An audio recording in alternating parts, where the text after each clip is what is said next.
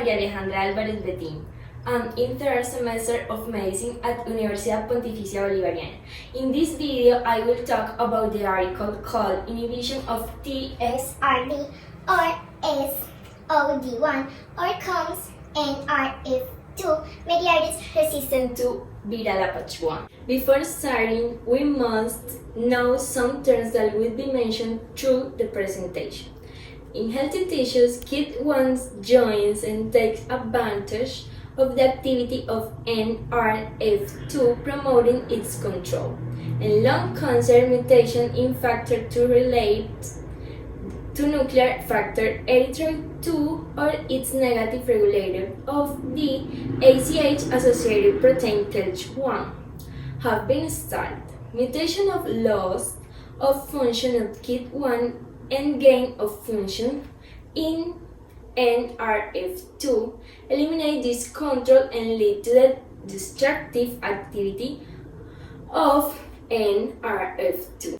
Now, what is NRF2? It is a protein that controls the way certain genes are expressed, acts as the primary regular barrier against the harmful effect of oxidative stress by regulating the expression of cytoprotective genes. When it is next to protein 1 associated with ACH, similar to CALCH, B-lapachone is an orthonanosquinone original isolate phenol is deactivated by NQO1 with antineoplastic potential and radiosensitizing activity. It is deactivated, creating an oxidation reduction that generates high levels of superoxide reducing reductase. Is a major antioxidant and redox regulator in mammalian cells, has roles in preventing and promoting sustaining cancer. This is overexpressed in many cancer cells, and targeting its removal often leads to a reversal in numerous malignant characteristics, which has marked as a prime target to cancer therapy. SOD1. This gene provides instruction for making the enzyme superoxide dismutase. This enzyme attaches to molecules of copper and zinc to break down toxic charged oxygen molecules. The main objective of this study was to determine whether inhibition of TXNRD or SOD1 overcomes NRF2 mediated resistance to B-lapachone. The methods that were used to achieve the objectives were cell line generation, used to obtain information of the relationship between the activation and inhibition of different pathways and their effect on gene expression. Stable cell line generated via lentiviral transduction for 6 hours, 24 hours after transduction. Pyrimidine was added to the growth medium for 72 hours to select for infected cells. Western blot. It is used to study protein, estimate their size, and confirm the presence of post-translational modification. Electrophoresis to separate proteins.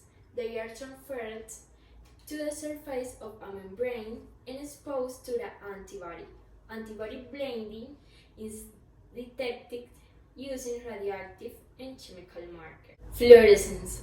Visualization and study of the cellular location of biological structure thus have been previously decided in quantification and determination of total antioxidant capacity, distribution of an antigen in a group of cells to their fluorescence markers to a target molecule, and effect through the microscope. In this study, the procedure was done using the cell-rox green reagent. Nuclear isolation, a studying process such as nuclear cytoplasmic sharing and protein chromatin or nuclear protein-protein interaction in response to diverse stimuli. Dissolution of the cytoplasmic membrane, concentration of non-ionic detergent, and fast centrifugation steps. Graphic 1F. To determine whether B-lapachone resistance was NRF2 dependent H1 to 99 cells, KIT1WT, were infected with a virus encoding for an inactivating mutation of KIT1 C273S or a gain of function NRF2 mutation T80K. To promote the aberrant activation of NRF2 in agreement with their previous findings or expression of KIT1 C273S and NRF2 T80K led to the accumulation of NRF2 which promote resistance to B-lapachone exposure. Graphic 1G. NRF2 silenced by SH. RNAs markedly reduced resistance to B-lapachone in H460 cells. KIT1MUT high expression of NQO1 is observed. Graphic 2C was monitored level of phosphorylated H2A.X, gamma H2AX, a sensitive molecular marker of DNA damage. Was observed a time-dependent accumulation of DNA damage in H1299 cells, KIT1WT, while A549 cells, KIT1MUT, didn't exhibit increased gamma H2AX following 2 hours treatment with beta-lapachone. Graphic 2D was extended this analysis to a larger panel of cell lines, and they found that KIT1WT cells but not KIT1MUT cells accumulate gamma H2AX following the lapachone exposure. Graphic 2E. The ectopic expression of KIT1 C273S or NRF2 T80K in H1299 cells also promote the resistance of DNA damage induced by beta-lapachone and the reduction of ROS accumulation. Graphic 2G was judged where the depletion of NRF2 could exacerbate beta-lapachone induced DNA damage in KIT1MUT cells.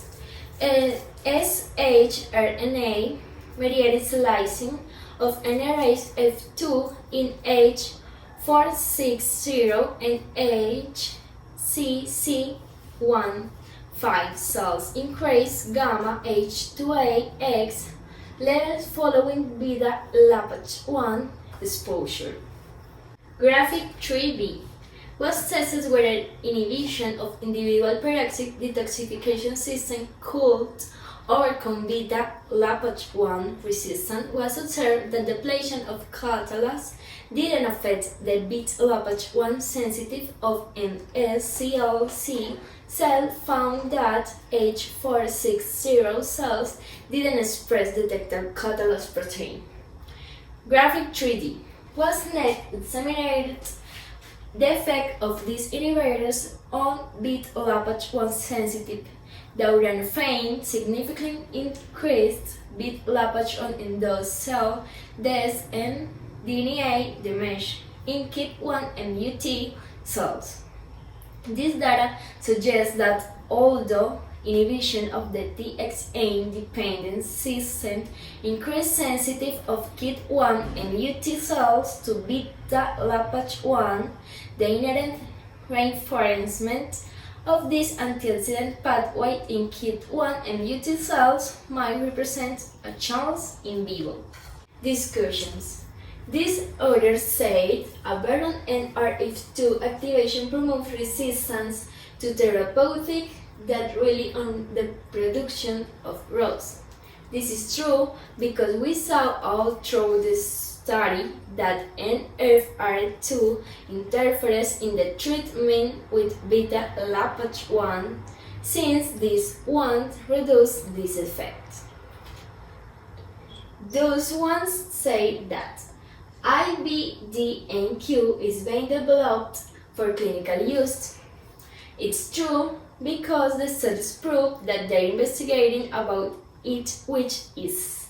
They said with the investigation it will be beneficial for patients with cancer. And these last authors say that KIP1 MUT cells were highly resistant to warfarin compared to KIP1 WT cells. It's false because in the last graphic we could saw that the treatment with B-lapachone was successful in KIP1 MUT cells. I think that is a good investigation because it is about helping people with cancer, which is a really degenerative and complicated disease for the patient and the family. I consider that with the molecular biology, they could realize more studies with organisms like a B-lapachone that are not as invasive like chemotherapy.